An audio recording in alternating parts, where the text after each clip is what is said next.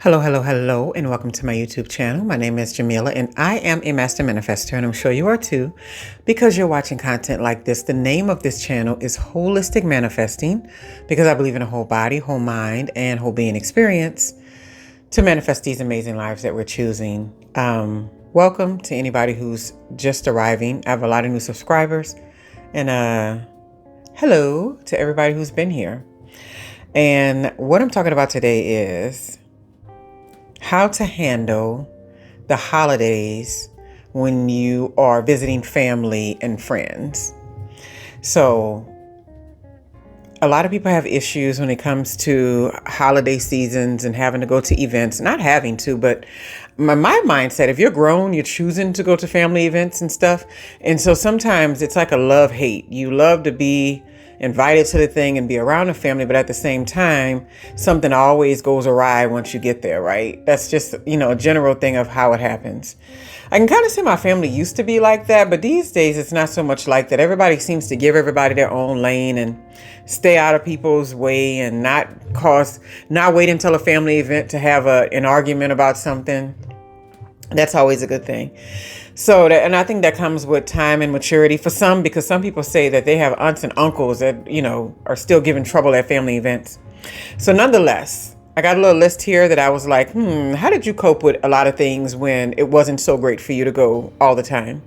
Number one is shift your expectations. I wish I would have did this a lot earlier.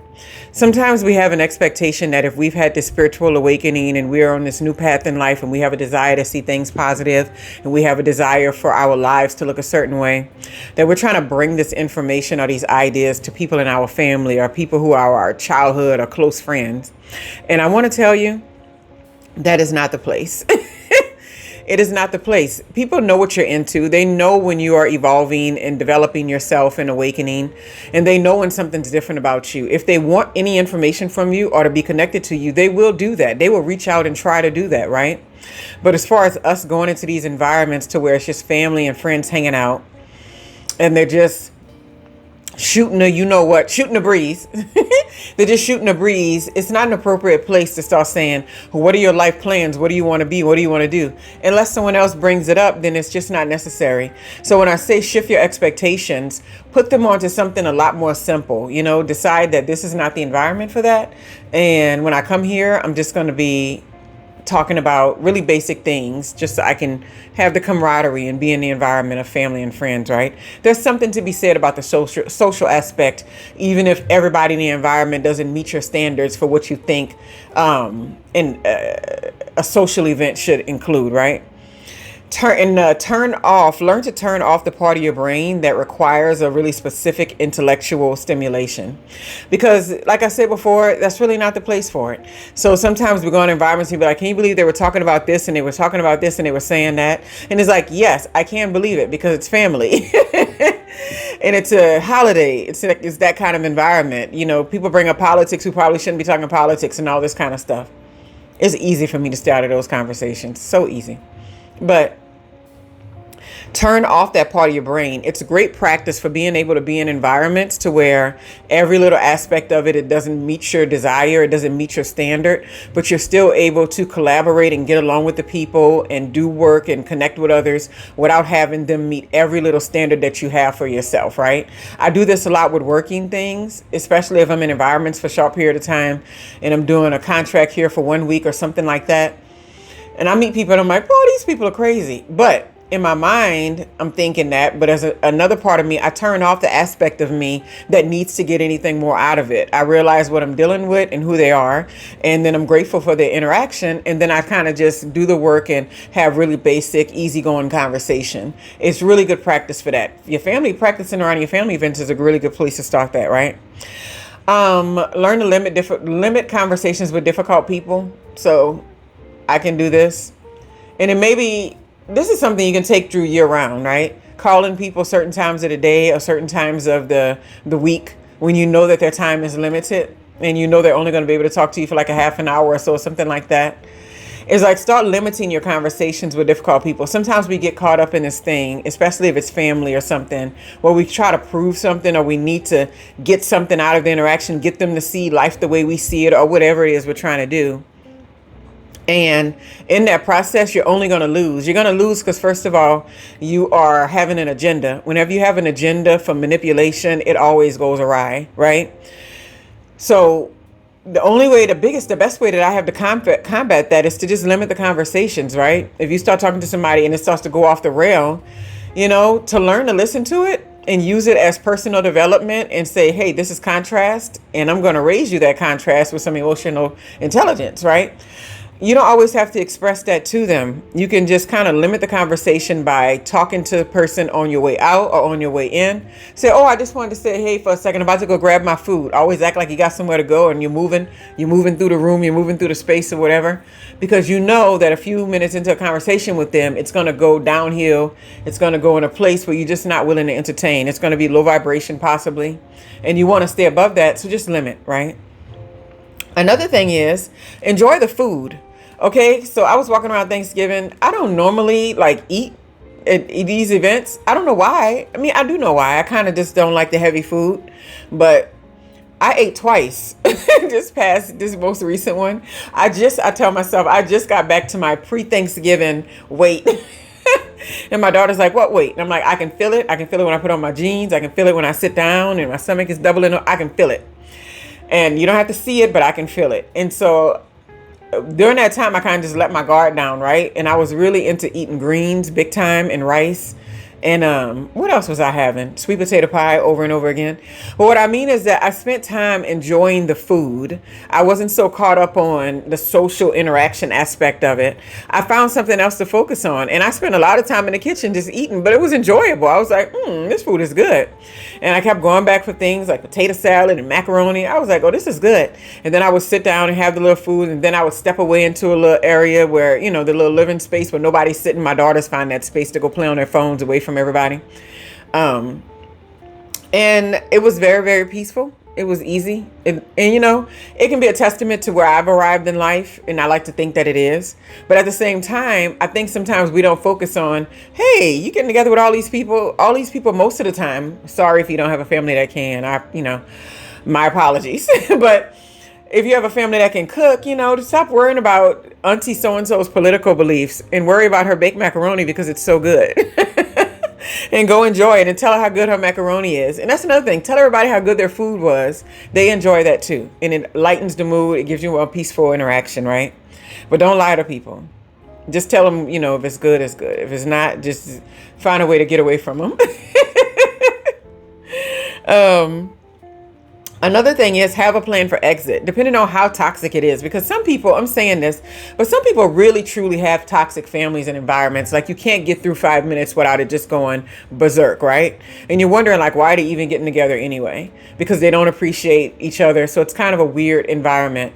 But depending on the level of toxicity you're dealing with, have an exit plan. Decide that you're going to come in there for 30 minutes. You're going to say hi to so-and-so, this person, that person. You're going to make a plate. And no matter how anybody looks at you funny, you're going to leave out the door. Because what are they going to do? Block you at the door? Have an exit plan. Have a reason to leave or something like that, just so you don't get involved. Sometimes we don't realize it, but it's not just the people in our families that we are, exhausted with. Sometimes we also have an addiction to trauma and chaos, and we're not willing to leave the environment until the trauma and chaos have started. And we're like, oh, now it's time to go. How about we go before that? How about we leave before we know something's coming? And a lot of times, if you let your intuition speak to you and you're laid back and you're quiet, people will tell you afterwards. They'll be like, girl, you should have saw what happened when you left. And that's happened to me at more than one event, right? And if it's really, like I said, really rough and toxic, just don't go. So, people think it's such a horrible thing to spend a holiday alone. It's literally just another day. It's literally an illusion. We create this agreement that this day is special. But I can promise you, I don't believe it that baby Jesus was born on the 25th of December. And even if he were, it's like, what difference would it make if you were celebrating your family or sending them cards in the mail or whatever? What we get together and do is complete commercialization. And it's mostly because everybody has free time and they're off work and off school. So we kind of live in I'll call it a neo-Christian society, to where we're kind of wrapped around these rules based on, religions that are attached to Christianity. And so we celebrate these things like Christmas, and not everybody even celebrates it. Like I grew up never, right? If I have a tree around, it's because my daughters really wanted one and I think they're cute. But it's not something that I have a whole deep value inside of. And so just think about it as another day, another off day, right? I was watching this YouTube clip, and people were saying what they were going to do on Christmas Day and how they weren't going to be hanging with family because it's just too toxic. I don't know the level of what they're dealing with, and it's not my business. Everybody gets to decide. And you can literally just go do something else. Go hang with your friends, get your favorite foods, put on Netflix, put on cozy clothes, get on the couch, get some chocolate, whatever it is you're into, and just really enjoy the day and enjoy spending time with yourself, right? And I find that if you just make a decision to do that ahead of time, rather than going and then taking in the toxic energy, then going home, you're going to have a much more enjoyable time, right? So these are my tips on how to handle your holidays with family. I'm going to be alone for the Christmas because I think it's nice. I do enough holidays with people. And, my daughters are going by the other people, allegedly, but, we're hoping for it. And, so that's going to be a good time because it's like, oh, wait, me by myself. And I already got some things lined up that I want to do. I was like, I'm going to do my toenails because I've been wanting to do that forever. I was like, I may wash my hair and go ahead and condition it, all these sort of things. I have like a lot of little things lined up. So while it's just, a big deal to some people because it's like, oh, it's Christmas and this and that. For me, it's kind of always been another day. It's since I was a little girl, it's always just been another day. And it would be very nice for that day to be peaceful and I can have some solitude on it. That would be very nice too. But nonetheless, make the most of it. Use some of these tips to have an easy day. Get in front of it. Don't let the day drag you, right? And then my last but not least, what I'm going to say, do a silent meditation or some type of affirmations before you go to these events if you have to. And then do it when you get back. Do it before you go, saying how beautiful your experience is going to be. You're going to be positive. You're going to have a good time. I used to walk around with these little earbuds in my ear, would tell me that. And sometimes I had to go to family events with them because at the time it just felt really rough to be in those environments. It's not anymore, but it did at a certain time. And I would listen, I would meditate, I would get my mind all revved up to be able to go and just be okay, and not have anxiety and not feel frustrated and not feel like I had to defend myself about some nonsense or whatever, you know what I mean? And it just was a really good soothing method. And then getting home from it, stopping before you bring that energy into your door, stopping in the car, stopping in the garage and saying, it was a beautiful day. I enjoyed the people in this day. I appreciate the positive energy that was shared, but if there's any negative energy that was brought on from this, I release it right now. And then do you a good prayer, do your meditation. So that way you're not taking this energy and what you just experienced, if it was negative in some kind of way, back into your personal space, right? Anyway, I hope you all have a wonderful, wonderful holiday. And please, please enjoy your day, because whether it's just another day for you or whether it's a big old Merry Christmas for you, there should be no days that have so much pressure to where you lose your, all of your teachings and your emotional and mental stability. You got to be able to get in front of it, right? Have a wonderful, wonderful day.